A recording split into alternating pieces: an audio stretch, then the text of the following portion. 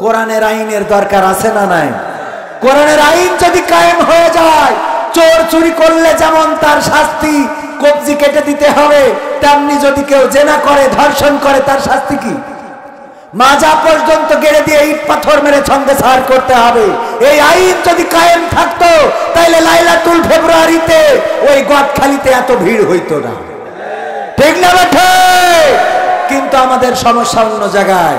আমাদের সমস্যা হলো, বলে হুজুর সময়টা তো বড্ড খারাপ, আপনি তো ভাই সব জানেন, বুঝে শুনে কথা বলে ওয়াজের রীতি টানেন, উস্কানি ফুসকানি মূলক বলবেন না কোনো কথা, এই মঞ্চে রাজনীতি ভাই করবেন না অযথা, আমরাও ভাই কোরআন জানি মানি মোটামুটি, ঝামেলাতে থাকি মাঝে মাঝে নিয়ে ভোটা ভুটি, মক্তবেতে শিখেছিলাম আলিফ বা তা সা, কোরআন হাদিস মোটেও জানি না এমন কিন্তু না, তাই রাজনীতি চলবে না ও হুজুর, রাজনীতি চলবে না, তাই রাজনীতি চলবে না ও ভাই, রাজনীতি চলবে। এবার বলছে শোনেন হুজুর এই মাহফিল এইবার না আগেও দিলাম, আমি বলছি তাই কি? বলছে গতবার ঢাকাতে হুজুর আনিলাম, আমি বললাম তাতে কি? ও মুখ হুজুর ওয়াজ করিল কত মধুর সুর, কবরেতে গেলে পাবো ৭০,০০০ হুর, এমন ওয়াজ আছে না নাই? হুর পরি গেলে মানে ওয়াজ করলে হাতে হাত করা, পায়ে ডান্ডা বাড়ি কি লাগবে? তাই যদি লাগতো আল্লাহ রাসূল ৪০ বছর মক্কায় কাটালেন, কেউ কোনোদিন ফুলের টোকা দেয় না। ৪০ বছর পরে এমন কি কথা বললেন যে মক্কায় আর টিকতে পারলেন? টিকতে কি পেরেছেন? না, শুধু পারে না তা না, মক্কার আবার মদিনায় যেয়ে মারামারি করলো, ঠিক না বেঠিক? বদরের যুদ্ধ, রমজান মাসে ১৭ই রমাদান বদর দিবস, এই রোজার মাসেও রাসূলের রোজা ঠিক মতো পালন করতে দিন, যে বাড়িতে তো খেদায় তো ভালো কথা, আবার উঠে যাইয়ে তো ডেকে নিয়ে মারামারি করছে। কত বড় শয়তানের শয়তান আবু জাহেল, সে ওই বদরের যুদ্ধে মরেছে না মরে না? অনেক বড় ইতিহাস। আমি এবারও যাওয়ার পরে আবু জাহেল যেখানে মরিয়ে ওর লাশ পড়েছিল, ওই জায়গায় এখন বুঝাই দিয়েছে একটা কূপ মতো গর্ত মতো ছিল, ওখানে যে যা যায় যে কাশ ফুটা, নাকে ফুটা, তারপরে মানে যত রকম উচ্ছিষ্ট আছে সব মনের দুঃখী ফেলে ওখানে, যে তুই আমার রাসূলের এত কষ্ট দিছিস।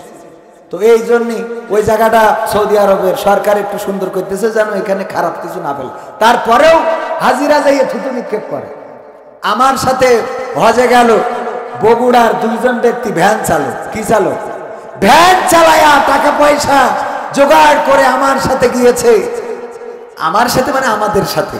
আমরা যাওয়ার পরে যখন তাওয়াফ করতেছে দেখি চোখের পানি ঝরতেছে এই ভ্যান চালকের। আমি বললাম এরাই তো জান্নাতি, এরাই জান্নাতি। কাবা ঘর তাওয়াফ করছে আর চোখের অশ্রু টপ টপ করে দাড়ি ভিজে ভিজে পড়ছে। এই মানুষটা উমরা শেষে বলতেছে ৪০টা বছর ধরে ভ্যান চালাইয়ে টাকা জোগাড় করলাম, আমার একটা কাজ এখনো বাকি আছে, বাবা একটু করাই দিবা। কইলাম কি? কয় আবু জাহেলের বাড়ি নাকি টয়লেট হয়েছে, ওখানে না হেগে তুই যাব না। আমার এই স্বপ্নটা সত্য ঘটনা। আহলে মানুষ রাসূলকে কত ভালোবাসে। আমাদের দেশের মানুষ হজ করতে যায়, উমরা করতে যায় বৃদ্ধকাল, যে এই 7টা পাক দিয়ে যাওয়ার দরকার যে কালে সেই কালে যায়। ওর বিশাল টাকার অভাব, উমরায় যাইতে ১,১০,০০০, ২০,০০০, ৩০,০০০ খরচ হয়, এইটা ম্যানেজ হয় না। ওর ২ লাখ টাকা করি জমি বন্ধক, 5 বিঘে জমি বন্ধক রেখে দেয়, তাহলে কয় লাখ টাকা লাগে? ভাই উমরা করেছে আমার ভাই, এখন উমরা করার সুযোগ হয়নি, অথচ ইসলামী ব্যাংক নিয়ে লাখ লাখ টাকার লেনদেন, কোটি কোটি টাকা। সামনের পর কেউ তো লজ্জা দিতে পারবে না, কারণ মুখ ডেকে বসে থাকবে, ঠিক না বেটে? এটা উমরা যাওয়ার নিয়তটা করেন, আল্লাহ কবুল করুন, আমিন, আল্লাহ কবুল করুন। বেশি টাকা লাগে না তো, আর যাই ওখানে যদি খুব অভাব পড়ে যায় নামাজ শেষে ওই ফকিররা দাঁড়ায় থাকে, হাত পেতে দাঁড়ায় থাকবে, যা মনে করেন খরচ হলো আবার উঠে নিয়ে চলে আসা যাবে। আমার আব্বা মারা যাওয়ার পরে এক চাচা আমার বলছে যে আমি আমাদের কত করি বললাম যে তুই আমার একটু নিয়ে চল মাহফিলে নিয়ে যেয়ে আমার একটা চলার রাস্তা করি দে। তাই বলছে আপনার কোনো কুরআন হাদিসের জ্ঞান নেই, আপনি মাহফিলে যাই কি করবেন? বলছে তোর আব্বার সে বুদ্ধি দিয়েছিলাম। কি বুদ্ধি? বলছে আমি যাইয়ে চেয়ারে চোখ বুঝে বসে থাকবো, আপনি ওয়াজ শেষে বলি দেবেন যে এক কানা আমার মোটরসাইকেলের তলে পড়ছিল, তা ধরে নিয়ে আসি, যে যা পারেন 5 টাকা করে দেন। বুদ্ধি দেখেছেন কত? শয়তানি বুদ্ধির মানুষের তো অভাব নেই। একজন মারা যাওয়ার সময় সন্তানদের ওসিয়াত করতেছে, আমি মারা যাওয়ার পরে আমার লাশটা তোরা করবে কি, পুরনো গোরস্থানের কাপড় চুরি করে এনে আমার দাফন কাফন করবো। তা বলছে আব্বা সুদ খেয়ে এত টাকা বানাইছাও, ইসলামী ব্যাংকের এজেন্ট ব্যাংক নিয়ে এত টাকা বানাইছাও। সারাটা জীবন আল্লাহর নাফরমানি করেছে, মারা যাওয়ার সময় সন্তানদের ওসিয়ত করলো, গো সন্তানেরা আমি মারা যাওয়ার পরে আমার লাশটা পোড়াবা, তারপরে ছাই বানাবা, তারপরে যেদিন বিকট ঝড় হবে ওই ঝড়ের দিনে আমার লাশটার ছাইটা উড়াইয়ে দিবা। কোন কোন হাদিসে এসেছে উনি ওসিয়ত করেছে বাতাসে উড়াই দিবা এবং পানিতে সাগরে ভাসিয়ে দিবা, দুইটা কাজ করে দিবা। আল্লাহ রাব্বুল আলামিন এই ছাই বানানোর পরেও তারে বানাইতে পারবে না। আল্লাহ বললেন কোন, সাথে সাথে ফায়া কোন হয়ে গেল। আল্লাহ বললেন ও আমার বান্দা তুমি এমন ওসিয়ত কেন করেছিলেন? তোমার লাশটাকে পুরানো হবে, ছাই বানানো হবে, তারপরে উড়ানো হবে। ওই লোকটি বলল আল্লাহ আমি সারাটা জীবন তোমার নাফরমানি করেছি, সারাটা জীবন তোমার হুকুমের বিরুদ্ধে চলেছি, তোমার গোলামি করি নাই, শয়তানের গোলামি করেছি।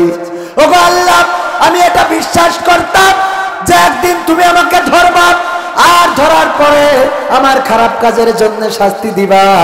এই কারণে তোমার ভয়ে আমি আমার সন্তানদেরকে বললাম আমার এই লাশটা পুরাবা, ছাই বানাবা, তারপরে উড়াইয়া দিবা। আমার আল্লাহ বললেন তোমার মনের মধ্যে আমার এই ভয় থাকার কারণে আমি তোমার গোটা জিন্দেগির গুনাহ ক্ষমা করে দিয়ে তোমাকে জান্নাতের বাসিন্দা হিসাবে কবুল করে নিলাম। ভাইরা আমার, এখানে আমরা যারা এসেছি এই মাহফিলটা কারো নাজাতের হয়ে যাবে, আবার এই মাহফিলটা কারোর বিরুদ্ধের সাক্ষী হয়ে যাবে, ঠিক না ঠিক? এই কোরআন একজন মানুষের পক্ষে সাক্ষ্য দেবে, আর রমজানের রোজা একজন মানুষের পক্ষে সাক্ষ্য দেবে। দুইটা জিনিস হুজুররা আছে, আমি যদি ভুল বলি হুজুররা বলতে পারেন না এমন কথা হাদিসে নাই। আল্লাহ রাসূল বলছেন কিয়ামতের ময়দানে কোরআন বলবে ও আল্লাহ আমি তোমার বান্দাদেরকে রাত জাগিয়ে রেখেছিলাম, ঘুমাতে দেই নাই, নির্ঘুম রাত কেটেছে তাদের, কোরআন তেলাওয়াত করেছে, কোরআন পড়েছে, কোরআন শুনেছে, কোরআন কায়েমের আন্দোলনের জন্য সময় ব্যয় করেছে। কোরআন বলবে আমি তার নির্ঘুম রাত রেখেছি, এই জন্য আল্লাহ তুমি তাকে ক্ষমা করে দাও। আর রমজানের রোজা বলবে ওগো আল্লাহ আমি তাকে উপবাস রেখেছিলাম, তাকে শারীরিক যৌন চাহিদা থেকে আমি তাকে বিরত রেখেছিলাম, সুতরাং আমি সুপারিশ করছি আল্লাহ তুমি এই বান্দাকে ক্ষমা করে দাও। আল্লাহ রাসূল বলছেন রমজানের সুপারিশ এবং পবিত্র কোরআনের সুপারিশ আল্লাহ গ্রহণ করে নেবেন এবং ওই বান্দার ক্ষমা করে দিয়ে জান্নাতের মালিক করে দিবেন। বলেন সুবহানাল্লাহ। সেই কোরআনের সুপারিশ পাওয়ার দরকার আছে না নাই? আল্লাহ বলছেন ওয়াইযা কুরিয়াল কুরআনু ফাসতামিউ লাহু ওয়া আনসিতু লাআল্লাকুম তুরহামুন। আমার আল্লাহ বলছেন যখন তোমাদের সামনে কোরআন পড়া হয়, কোরআন থেকে তেলাওয়াত করা হয়, কোরআন থেকে বলা হয়, তখন তোমরা তোমাদের হৃদয়ের কান দিয়ে চুপ থেকে শোনো, যাতে করে তোমাদের উপরে আল্লাহর রহমত বর্ষণ হতে পারে। সেই আল্লাহর রহমত নেওয়ার দরকার আছে না নাই? আর মাত্র কয়েকটা মিনিট মা বোনেরা এসেছেন, আল্লাহ মা বোনদের ব্যাপারে বলেছেন ওয়াকরনা ফি বুয়ুতিকুন্না ওয়ালা তাবাররুজনা তাবাররুজাল জাহিলিয়াতিল উলা। ওগো নারীরা পর্দার মধ্যে থাকো, জাহিলি যুগের মেয়েদের মতো বেপর্দা হয়ে নিজেদেরকে প্রদর্শন করে বেড়ায়ও না। কথাটা কার? কাজটা কি? পর্দার মধ্যে থাকা। এক নম্বর কাজ কি? পর্দার মধ্যে থাকা। 2 নম্বর কাজ হলো জাহিলি যুগের মেয়েদের মতো সাজুগুজু না করা। কিন্তু এখন সাজুগুজু করার আল্লাহর ওলি আছে না নাই? এত সাজা সাজে বিউটি পার্লার গুলো উন্নয়নের একটা অংশ, ঠিক না বেঠিক? ঘরে ঘরে বিউটি পার্লার আছে না না? আছে না না? ঘরে ঘরে বিউটি পার্লার। তোদের হাজার বলেও সোজা করতে পারে, সোজা করা যাবে বলেন? 1 মাস 4 মাস 6 মাস আপনারা কি বলেন? টাকি মাছ চেনেন কিনা? এখন তো এগুলো আর পাওয়া যায় না, তো চেনবেন কি করে? আগের সময় হ্যাঁ আমলি ক্ষমতা আসার পর তো পাওয়া যাচ্ছে, দূরও না, মানে এই আধুনিক যুগ আসার পর তো পাওয়া যাচ্ছে না, ঠিক না ঠিক? এই মাছগুলো এখন পাওয়া যায়। এই যুবক, তোদের নেটওয়ার্কের কি সমস্যা কথা? হ্যাঁ, আমার গলা ভালো নেই, অসুস্থ মানুষ, এখানে বুক চেপি ধরি কথা করছি, আর তোরা কথার মধ্যে ডিস্টার্ব করছিস মানে কি? তোকে তো মায়া দেয়া বলে কিছু নেই, তোকে তো প্রেমও হবে না, বিয়ে তো দূরের কথা, ঠিক না বে ঠিক? একটু মায়া মহব্বত থাকার দরকার আছে না? যাকে ধরের মধ্যে মায়া নেই, আমি কথা বলছি কষ্ট আছে, এটা কি বুঝতে পারছেন আপনারা? তা আমি কাদের জন্য কথা বলছি? আমার জন্য? যা আমি জানি তা তো জানি। আমি এখানে নিঃশ্বাস নিলেই একটা সুসের মতো, মানে লাঞ্চ ইনফেকশন হয়েছে। এর আগেও একবার লাঞ্চে পানি হয়েছিল, পিছন দিয়ে সিরিজ দিয়ে বের করা হয়েছিল, আবার সেটা মনে হচ্ছে ঘুরে এসেছে। তো ডাক্তার বললো যে একটু রেস্ট করতে হবে, তা বললাম যে এখন ইনকামের সময়, অন্তত রোজার মাস না পড়া পর্যন্ত মনে হয় রেস্ট করা হয়ে যাবে। হ্যাঁ, মানে সত্যি কথা যেটা সেটা বললাম, এই সত্যি কথা সবাই কবে না বলবে? উখানে বলছে হুজুর এক্ষুনি শেষ করে দিলি হবে না, আরো চালাইতে হবে। আমি বললাম আর এক জায়গাতে বায়না নিয়ে তুই ওরা তো কাটি করবো আমি, ঠিক না ভাই ঠিক? তো এই জন্য যাই হোক একটুখানি থাকা যাবে না।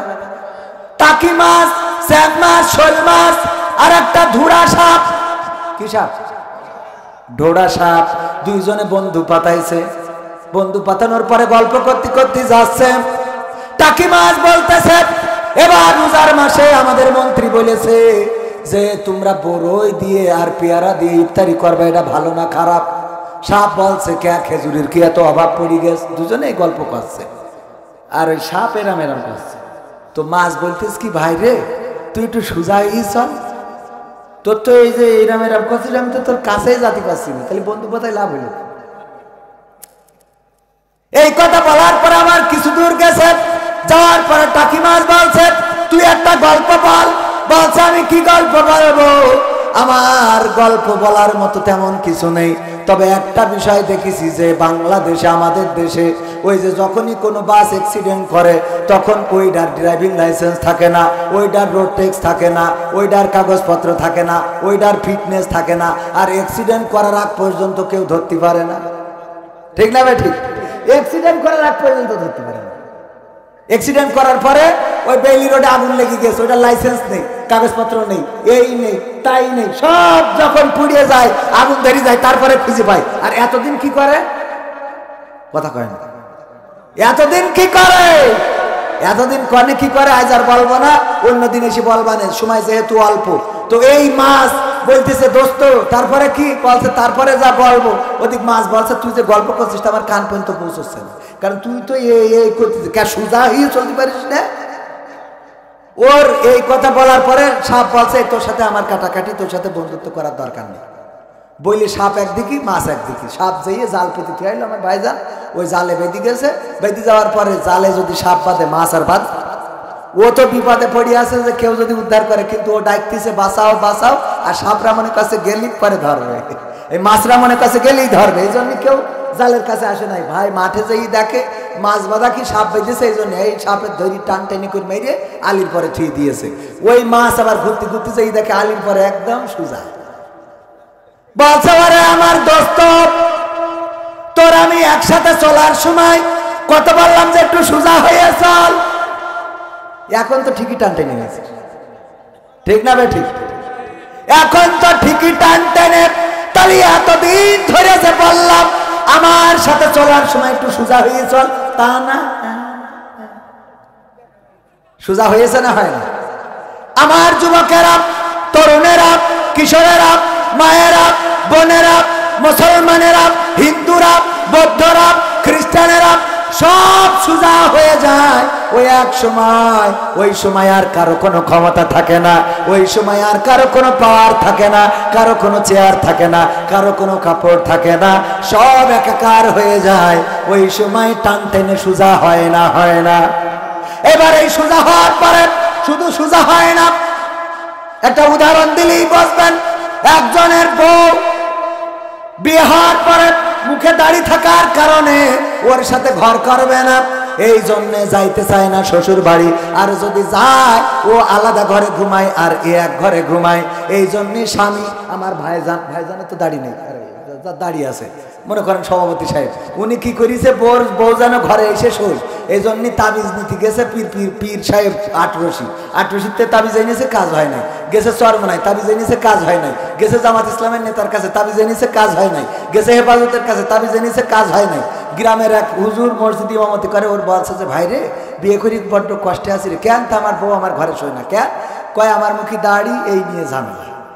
তো বলছে আমি একটা তাবিজ করে দেবো। তো বলছে তা দেওয়া, তাবিজ করি দিয়েছে। ও তাবিজ করে দেওয়ার পরে এইবার ওইটা বালিশের নিচে রেখেছে, ওই দিনই বউ ঘরে এসে শুয়েছে। আরে আনন্দ দেখে কিনা।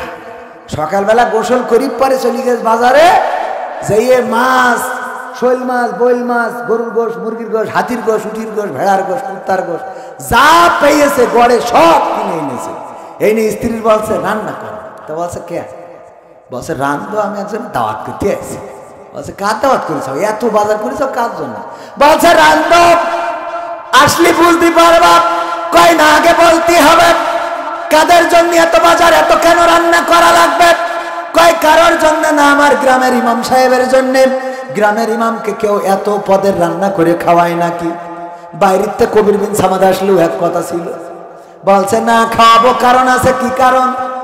কারণ আছে, তুমি আগে রান্ধো, তারপরে বলবো। মেয়েরা একটু বেকা হাড়ের তৈরি, ওরা একটু বেকা স্বভাবের, কয় না বললে রান্ধবো না, রান্না করব না।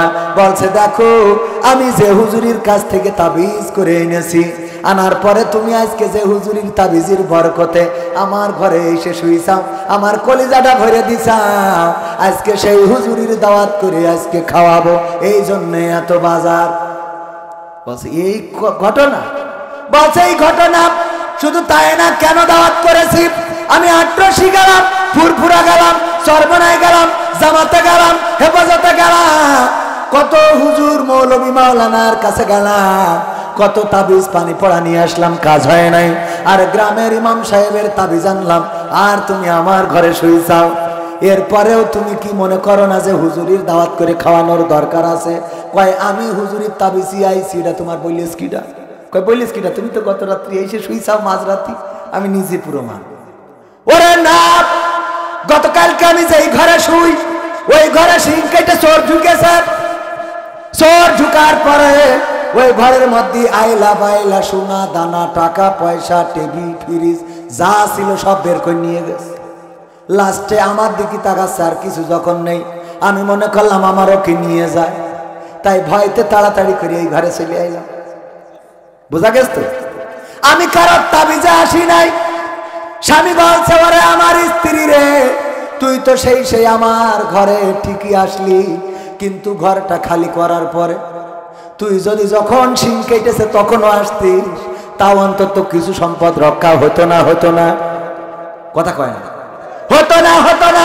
তেমনি ভাবে ওগো আমার যুবকেরা, ওগো আমার তরুণেরা, ওগো আমার কিশোরেরা, ওগো আমার মায়েরা, ওগো আমার বোনেরা, সবাই ঠিকই সুজা হয়ে আল্লাহর রাসূলের কাঁধে চড়ে বিসমিল্লাহি ওয়া আলা মিল্লাতি রাসূলিল্লাহ বলে রাসূলের কাঁধে তুলে দেওয়া হয়। এমন একটা সময় কবরে রাখা হয় যে কবরে থাকা ফেরেশতারা বলে ঠিকই এই ঘরে আসলি, কিন্তু সব খালি করে তারপরে আইছিস। ঠিক না বেঠে? তোর তো আর কিছু অবশিষ্ট নেই। আর কটা দিন আগে গুছাই গাছাই আসার দরকার ছিল না? ছিল না?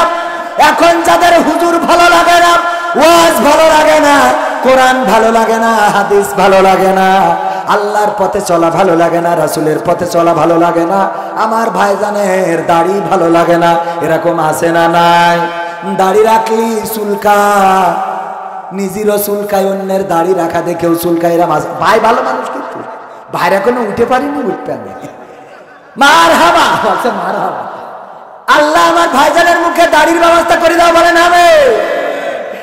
আমার ভাইজানের মতো অনেকে আছে দাড়ি নাই তো নাই, নামাজ পড়ে না, রোজা করে না, আবার বলে সংবিধানে রাষ্ট্র ধর্ম ইসলাম রাখা যাবে না রে, বলে না বলে না। আর আমি ওদের ব্যাপারে বলেছি সংবিধানে রাষ্ট্র ধর্ম ইসলাম আছে বলে তোমার কেন জলে রে বন্ধু, তোমার কেন জলে?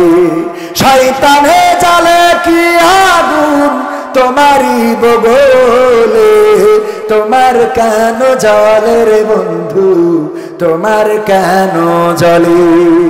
ইসলাম হলো শান্তির ধর্ম, আছে শুভেচ্ছা, অন্য ধর্মের প্রতি কভু করে না বিচার। মিলেমিশে থাকার কথা, মিলেমিশে থাকার কথা দিয়েছেন নবী বলে, তোমার কেন জলের টাকলা, তোমার কেন জলে? ঠিক না বেঠে? ইসলাম সংবিধানে রাখা যাবে না, আবার যে ভোট আসে মাথাটা টুপি খোলে, 5 ওয়াক্ত নামাজের জায়গায় 10 ওয়াক্ত পড়ে। কেমন করে পড়ে? আপনার বানিয়া বাহু, তাই তো? বানিয়া বাহু যখন এসেছে, হ্যাঁ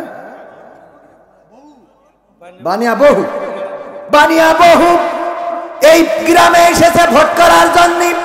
আসরের নামাজ আজান হয়ে গেছে, বলতেছে তাড়াতাড়ি আজান হয়েছে কিনা, বলছে হ্যাঁ হয়েছে, নাও তাড়াতাড়ি নামাজটা পড়িয়ে নি। নামাজ পড়িয়ে নিলে আবার ইকেনতে যেয়ে যখন আবার এন্দাই গিয়েছে, যাওয়ার পরে বলছে আজান হয়েছে কিনা, বলছে হয়েছে, নামাজও হয়ে গেছে, বলছে এইসব তালি যারা যারা পড়নি আবার দাঁড়া। পিয়াজ বলতেছে আপনি যে ওখানতে পড়িয়ে আসেন, এখন যত পড়ি নিতে পারবো, 5 বছর তো আর পড়বো না, সুতরাং এখন যত পড়ে পারা যা, ঠিক না বেঠে? এইভাবে ব্যবহার করে। ইসলাম ভালো লাগে না, কোরআন ভালো লাগে না, আবার যখন মরে যায় তখন ওরে হুজুর ডেকে নিয়ে জানাজা দেয়া লাগে, হুজুর ডেকে নিয়ে জানাজা পড়ানো লাগে, তারপরে কবরে নামানো লাগে। কবরে নামানোর সময় হুজুর বলে বিসমিল্লাহি ওয়া আলা মিল্লাতি রাসূলিল্লাহ। বলেন এই কথা কি সত্য বলে না মিথ্যা বলে? যেই ব্যক্তি দুনিয়ায় থাকতে আমার রাসূলের পথে তো চলেই নাই, আমার রাসূলের সুন্নাত দাড়ি রাখে নাই, আমার রাসূলের সুন্নাত টুপি পরে নাই, আমার রাসূলের সুন্নাত পাঞ্জাবি গায়ে দিলে কয় হুজুর কাপড়ের দাম বাড়বে না কেন? একা যে 3 জনের জামা হইতো তাই একা গাইতে বসে আছে। তা আমি কই আমরা নাই 3 জনের তো একা গাইতেছি, এটা ঠিক। তা তোমাদের ওই নায়িকারা যে একটুক একটুক পরে ওসব কাপড়গুলো কনে যাবে? ঠিক না বেটে? ওরা যে একটুক একটুক পরে ও কাপড়গুলো তো আমরা কভার করতেছি, তা না হলে তো দেশ তো বেকায়দা দেউলিয়া হয়ে যেত, ঠিক না বেটে? ওরা ছোট ছোট পরে, ওতে খুব ভাল লাগে, হাঁপিতে কেন পাকামো আসে না নাই? আর আমরা জুব্বা পড়লে রে বাবা মিজাজের খারাপ, মুখের মধ্যে মানে কুত্তায় মুতিতে তাগানোর খায় জানে। টুপি পরে একজন গেলেই ওনার মানে হাওয়া মাও শুরু করতে, হুজুর আসলো কেন? হুজুর আসলে তোমার উড়োই দিয়ে আসেন পাকামো কোথাকার। এক কলেজের টিচার ধরা পড়িয়েছে, সাথে পিস্তল নিয়ে তো স্কুলে যায়, স্কুল না কলেজে, দেখেছেন না আপনারা? ওর বাড়ি সার্চ করে খুনটা খুঁদায়, মানে অস্ত্র মারামারি করার, আমরা সব নামও জানি না। চাইনিজ কুরুল, তারপরে থাইল্যান্ডি কুরুল, ইংল্যান্ডের কুরুল, আমেরিকার কুরুল, লন্ডনী কুরুল, এসব অনেকগুলো পাওয়া গেছে। ওইগুলো যদি কোনো দাড়িওয়ালা টুপিওয়ালার কাছে পাওয়া যেত, শুনুন আপনার কিন্তু আমি আপনার নিয়ে আমার কোনো ওয়াজ নেই, না না না, আপনি মন খারাপ করেন, আপনার এখনো উঠে পারেনি, উঠবে, আল্লাহ কবুল করুন, আল্লাহ কবুল করুন, বলেন আমিন। আমার ভাই, কলিজার ভাই, ও আপনার চাচা, চাচার অবস্থা খারাপ, চাচার তো এখনো সবাই ভাই বলে। ও আমার ভাইরা, এরপরে যখন মারা যায়, যাওয়ার পরে যারা বিসমিল্লাহি ওয়া আলা মিল্লাতি রাসূলিল্লাহ বলে, ওটা মিথ্যে কথা, ওটা বলা যাবে না। কেন মিথ্যে কথা? আমি উদাহরণ দিতে যাই বলি, আমার সভাপতির বললাম, সভাপতি সাহেব একটা গরু কি পুষানি দেওয়া যায়? পুষানি বোঝেন আপনারা? আমি বললাম একটা গরু কি পুষানি দেবে? ওনার অনেকগুলো গরু আছে। তা বলছে গরু পুষানি নিবা, তুমি তো ওয়াজ করি বেড়াও, গরু খাওয়াবা কখন? তাই বলছে আমার ছেলে বড় হয়েছে, ও খাওয়াবে না। বলছে তোমার তো ঘাস কাটার লোক নেই। আমি বলছে আমার ছেলে ও কেটে আনবে না। তা বলছে তোমার তো খোল কেনার টাকা নেই। আমি বলছি ওয়াজ করি যা পাই তাতে হইবে না। বলছে তোমার তো ভালো গোল নেই। তাই আমি বলছি ওই যে খুঁটি লাগাই দিয়ে ভালো করি আমি সেই দেবানে, অ্যাসবেস্টাস পাওয়া যায় বাজারে, সেই দেবানে। তা বলছে তোমার তো মশারি নেই। আমি বলছি বাবা কয়েল ধরাই দিবা না। বলছে তুমি পুষতে পারবে না। তার মানে কি? দেবে না। এখন হঠাৎ করে উত্তর গগনে মেঘ হয়েছে, কালো মেঘ, দুমদাম করি কটা দাম করে পড়িয়েছে, একটা ওনার কৈলির পরে পড়িয়েছে। পড়ার পরে সকালবেলা ডাকছে কবির বিন সামাদ, বলছি আমার ডাক দিতে তুমি ছাড়া কি ডাক? শোনো গরু নিচ্ছাইলে নিবা নাই। তা আমার দিল্লি তো ভালো হয়, আমার বাচ্চা দুধ পাচ্ছে না, একটু ভালো হয় গাই করে দেবেন একটা। তা বলছে দেবো, লোকজনটাকে নিয়ে আসো, নিয়ে যাও, গইলে আছে। তা আমি বলছি লোকজন লাগবে কেন? আপনিও দাঁড়িয়েলা, আমিও দাঁড়িয়েলা, আপনিও টুপিওয়ালা, আমিও টুপিওয়ালা। হয়তো আপনি জামাত ইসলাম করেন, আমি চরমনাই করি, তো অসুবিধা নেই, একই তো রাস্তা, একটু মত পার্থক্য সামান্য। তো মিলমিশ করে নিলে এবার বাসুর একটা হলে আমার একটা আপনার। তা বলছে একা পারবা না? বলছি একটা গরুর সাথে পারবে না, কি মনে করেন আপনি? বলছে দেখো গইলি আছে, পারো কিনা, যাইয়ে দেখি। গইলি 4 হাত পায় একদিকে, তারপরে লেজের দিকে তাকায় দেখি নেটওয়ার্ক নেই। মানে মাসি আসছে, তার আসছে না, মানে গরু তো দেখতে পায় না, ওর নেটওয়ার্কে কাজ করে ওর বাড়িতে, তো নেটওয়ার্ক পাচ্ছে না, মানে টাওয়ার শেষ। নাকে একটু হাত দিয়ে দেখলাম না, ফুসফুসেও আপ ডাউন বন্ধ করে দিয়েছে। আমি আসতে করে এসে বলছি সভাপতি গরু কি মরি গ্যাস নাই? তা বলছে মরি গ্যাস বলেই তো তোমার ডাকছে, জ্যান্ত গরু তোমার পুষানি দেবো ভাবলে কি করি? ও গরুটা একটু পায়ে দড়ি বেঁধে বার ঢুকাইয়ে খড় বাগানে দিয়ে আসতে হবে। তা বলছে আপনি আমার ফাঁসি দেন, আমার ফাঁসি দেন। তারপরে ওই মরা গরু কান্দে তুলবো, বেঁচে থাকতে বললাম গরু দেন, কত কাহিনী। ওরে বাবা খাওয়াতে পারবা না, ঘাস নেই, টাকা নেই, খোল নেই, ভুসি নেই, আর মরে যাওয়ার পরে বলেন লোক ডেকে আনো, তারপরে তার খড় বাগানে নিয়ে যাও, না নিয়ে যাব না। তেমনি ভাবে এখন অনেকে আছে কোরআনের পথে ডাকলি ওর টাইম নেই, তাই রাখতে বললি রাখে না, নামাজ পড়তে বললি যাই না, কোরআন শিখতে বললি শেখে না, হাদিস মানতে বললি মানে না, জিহাদ ইসলামী আন্দোলন এর তো ধারের কাছেও নেই। আর মরে যাওয়ার পরে বলে হুজুর গো ও গো আসেন আমার এই লাশটা একটু পার করতেন। কথা কি বোঝা গেছে? এখন ওই মরা লাশ কি আর কান্দে তোলা যাবে? আমার রাসূল কি কান্দে নেবে? এই জন্যে যারা বোঝে তারা যে কবরে যে বলে না বিসমিল্লাহি ওয়া আলা মিল্লাতি রাসূলিল্লাহ, ওরা করে কি? ওরা আগে দেখে যে এ কোন পন্থী, যদি দেখে যে ও ভারতপন্থী তাইলে বলে বিসমিল্লাহি ওয়া আলা মিল্লাতি নরেন্দ্র মোদী, বিসমিল্লাহি ওয়া আলা আমেরিকা পন্থী। কোরআন পড়তে ভালো লাগে, কোরআন শুনতে ভালো লাগে, কোরআন জানতে ভালো লাগে, কোরআন মানতে ভালো লাগে, ঠিক না বেঠে? কোরআন পড়তে ভালো লাগে, কোরআন শুনতে ভালো লাগে, কোরআন জানতে ভালো লাগে, কোরআন মানতে ভালো লাগে।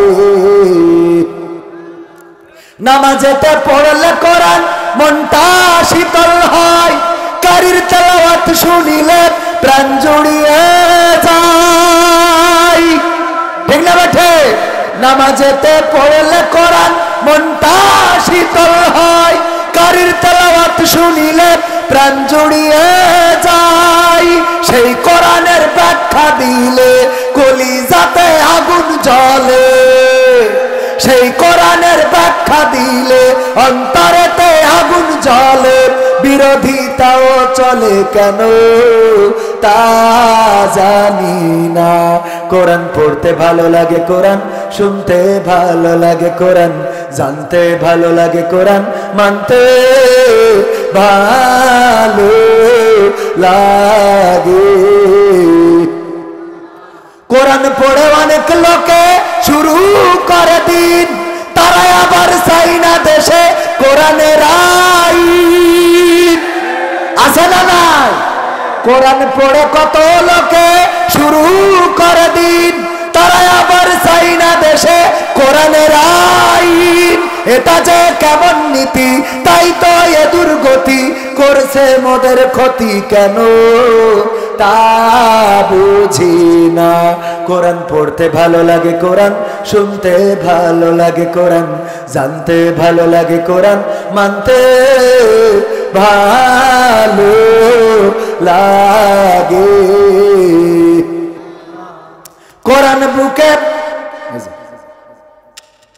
কোরআন বুকে চুমু খাওয়ার লোকের নাই অভাব, সেই কোরআনের বিরোধিতা আবু জাহেলের স্বভাব। এরকম আবু জাহেল আছে না? এই এলাকায় তুমি কেন আছে?